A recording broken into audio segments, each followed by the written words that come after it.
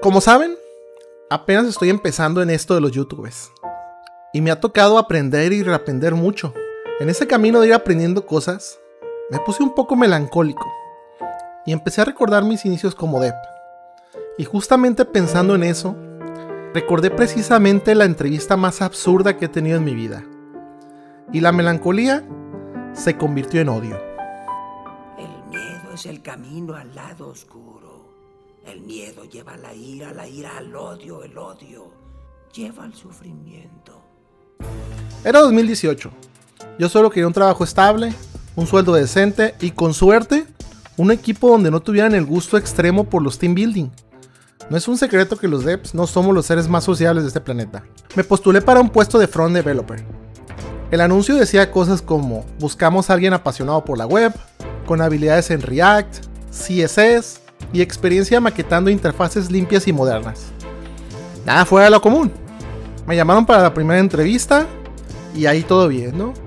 Las clásicas preguntas de recursos humanos, de ¿dónde te ves en 5 años? Yo pensaba, amiga, soy casado, ni siquiera sé qué voy a cenar. ¿Cuáles son tus mayores fortalezas y debilidades?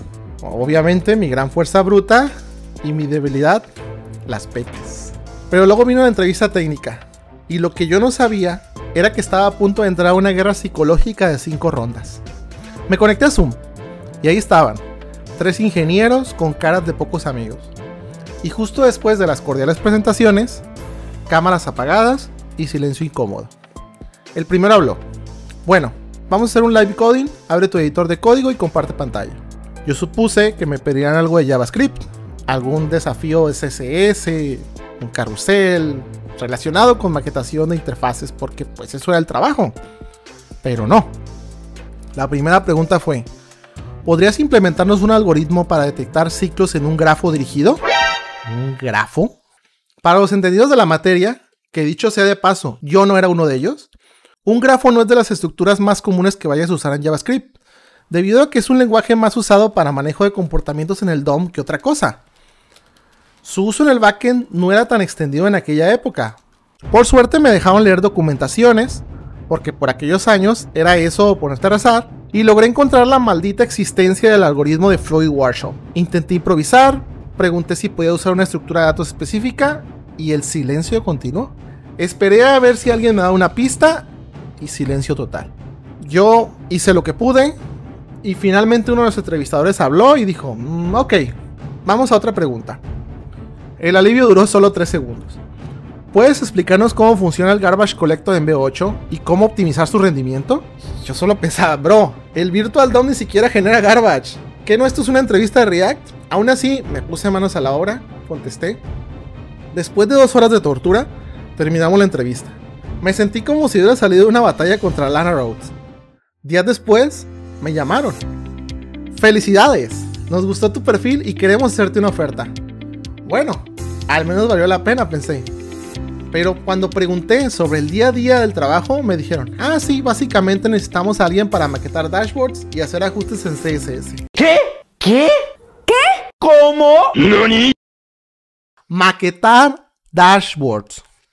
Después de hacer algoritmos de grafos y teorizar sobre el Garbage Collector, me iban a pagar por mover píxeles y centrar dips. Las entrevistas técnicas en muchas empresas no tienen sentido. Te hacen resolver problemas de alto nivel como si el trabajo fuera diseñar el próximo motor de física cuántica. Y luego terminas arreglando bordes redondeados en Figma. Como este botón. Suscríbete, crack. Aquí es donde viene la pregunta clave. ¿Cómo llegamos a esto?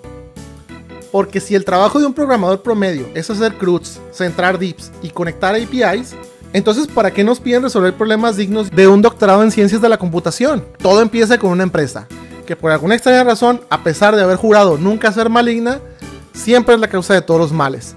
Google. A principios de los 2000, Google creció tan rápido que no sabía cómo filtrar a los miles de programadores que querían entrar.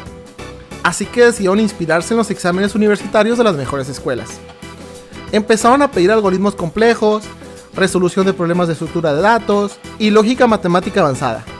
¿Por qué? Porque asumieron que si pasaban esas pruebas, eras un buen ingeniero. Y como a Google le iba bien, las demás empresas copiaron su modelo.